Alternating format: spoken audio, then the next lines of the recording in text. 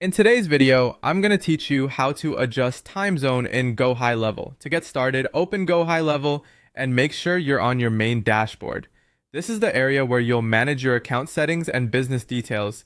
If your calendar times, automations, or appointment schedules are showing the wrong hours, updating your time zone here can help keep everything aligned correctly. Once you're inside the platform, look over to the left-hand side of the screen. This is where Gohighlevel keeps the main navigation menu, and most of the important account sections can be accessed from here. Take a moment to locate the settings area since that's where the time zone option is found. Now click on settings.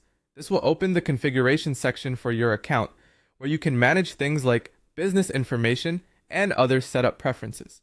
After that, go to business profile. This section contains the core details associated with your business location, including the time zone currently assigned to the account. When you're in the business profile area, look for the time zone field.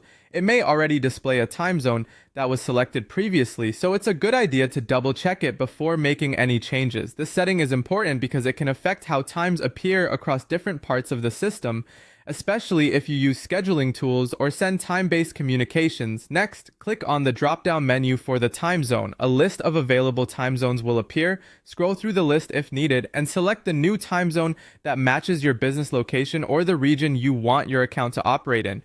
Make sure you choose carefully, since even a small difference can cause appointments or automations to run at the wrong time. After you've selected the correct time zone, the final step is to click Update. This saves the change and applies the new time zone to your business profile. If you don't click Update, the new selection may not be saved, so be sure not to skip that part, and that's it.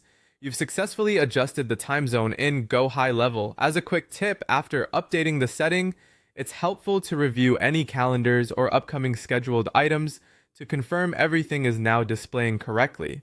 That way, you can catch any timing issues right away and avoid confusion later on.